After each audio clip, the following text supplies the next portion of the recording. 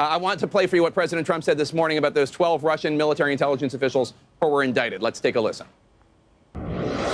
This was during the Obama administration. They were doing whatever it was during the Obama administration. I think the DNC should be ashamed of themselves for allowing themselves to be hacked.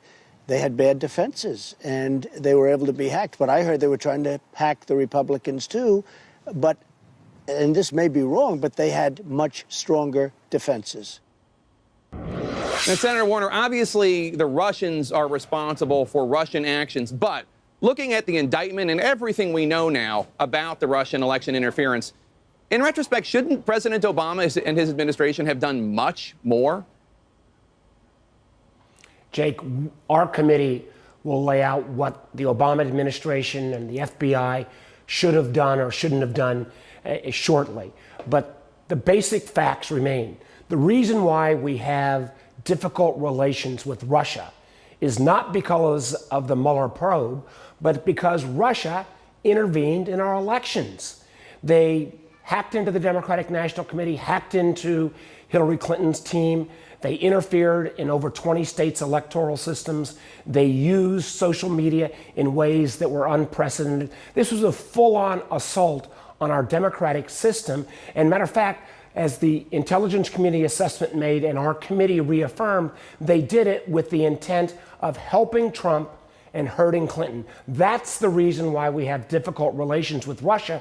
And I'm stunned that this president will not call out Vladimir Putin or Russia's bad behavior. And frankly, one of the things I'm most worried about is we need to have other Americans in the room. Vladimir Putin is a trained KGB agent. He may come in with maps of Syria or maps of Ukraine. And frankly, I think he'll take advantage of this president, who we know doesn't do much prep work before these meetings. We need other individuals from his administration in the room so we know that at least someone will press the Russians on making sure they don't interfere in future U.S. elections. Matter of fact, this is not just happening with us. I'm meeting tomorrow with parliamentarians from across NATO countries who've also been the victims of Russian intervention to see what we can do in concert to make sure it doesn't happen again. I'd wish we'd have that same kind of attention from the president. Well, with all due respect, sir, you didn't answer my question, which is, President Obama did not do enough to stop this while it was going on in 2016. I think that seems obvious to anybody reading the indictments or reading the newspaper for the last 2 years. Do you disagree? I think that the FBI could have done more. As a matter of fact, when the October 7th letter came out where the Obama administration did point out the threat of Russian interference, strangely enough, it was the exact same day that both the Podesta emails were hacked and released, and it was the same day of the famous so-called Bush Hollywood tapes. President Trump was asked this morning by CBS if he would consider pushing for the extradition of these 12 Russian military intelligence officials accused of hacking and interfering in the election. Take a listen to his response. I hadn't thought of that, but I'll be asking about it. But again, this was during the Obama administration. They were doing whatever it was during the Obama administration. So he says he hadn't thought about requesting the extradition of these 12 officials. What do you want President Trump to do when he meets with Vladimir Putin in the building behind me tomorrow?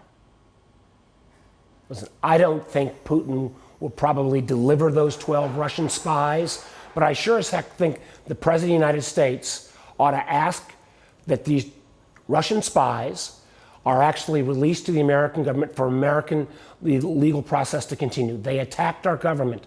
This is, again, let's take the Mueller investigation in full. Over 30 indictments, 5 guilty pleas, and we still have whole questions around obstruction of justice and the various people who are part of the Trump campaign who are now cooperating with the government to see whether there was actually collusion. These are still questions that Mr. Mueller's investigation have to answer. And I just wish the one thing the president would stop doing was stop calling this a witch hunt. This has been a very productive investigation that has put further proof to the facts around the Russian intervention in our elections. After the indictments were issued, Michael Hayden, President Bush's former CIA director, said to me that the next indictments he anticipates when they come will likely name American citizens. Take a listen.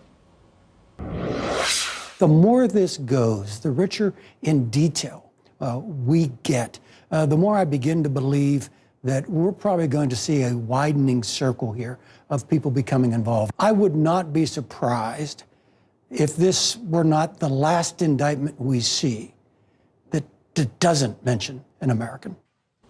Do you anticipate indictments of American citizens next? Well, Jake, I'm not sure what Mr. Mueller is going to do next. I do know that we have in the public domain the fact that Russian agents reached out to Mr. Papadopoulos, a Trump campaign official. We know that Russian agents met with Trump's son, his son-in-law, and his then campaign manager to try to offer dirt on Hillary Clinton. We know from the indictments that Mueller put out on Friday that the very day that Mr. Trump called on the Russians to try to hack into the Clinton emails, well, Russian spies actually that day did try to attempt to hack into the Clinton campaign. So I would not be surprised at all if whatever is coming next from Mr. Mueller might end up involving Americans. Let's face it, there are a number of individuals from Trump's former national security advisor, General Flynn, to his deputy campaign manager and others who are cooperating with the government. I don't know what that cooperation involves, but I believe we've not seen the results of all that work yet. But just to ask you, do you have any hesitation criticizing President Trump while he's overseas, giving the old adage that politics should stop at the water's edge? Listen, I am saying to Mr. Trump and to his White House, let's make sure that we put more people in that meeting with Vladimir Putin, a trained KGB agent. We need to make sure that the Americans, and for that matter, the world, gets a straight story of what happens in that meeting.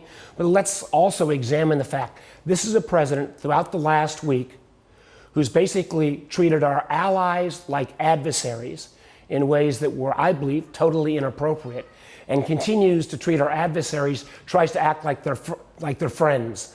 I don't believe that is in the best interest of making America safer. The indictment also outlines Russian government hackers targeting political committees and campaigns, as well as voter software and state voter registration systems in 2016. The intelligence community has been unanimous in warning about similar attacks in November's midterm election. The U.S. has imposed sanctions as punishment. Do you think that these sanctions are simply not working? And is the U.S. ready for the midterm elections, ready to have these elections without interference? Well, Jake, I think there's more to be done. And I'm very proud of our Senate Intelligence Committee, where we've got bipartisan legislation that would actually improve election security. I'm proud of the fact that Congress acted to put out $380 million of additional funds so that states could upgrade their voting machines so there actually is a paper trail. In a normal administration, because elections touch federal, state, and local, there would be someone designated out of the White House on election security to make sure there's better coordination. Because as you've mentioned, even the Trump election or intelligence officials have said Russians will be back. I think it's an embarrassment that this White House has not made election security a top priority and has not put the kind of attention and focus on it that we need. The truth is, I'm not sure we're fully prepared. We had hearings just this past week where we brought in some of the vendors who three vendors control 90% of all of the IT systems that deal with the voter files. I think we need to do more education at the state and local level. Again, a normal administration, this kind of election security coordination would be done out of the White House. But as Trump's own intelligence officials have indicated, there's been no signal from the White House that election security in 2018 should be a priority. You raised President Trump's behavior at the NATO summit. The NATO Secretary General has said that President Trump has had success in pushing U.S. allies to spend more on defense, which has long been a charge of U.S. presidents. Take a listen to this exchange. last year was the biggest increase in defense spending across Europe and Canada in a generation.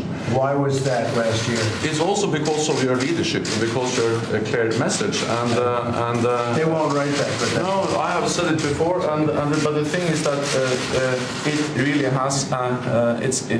Your message is having an impact.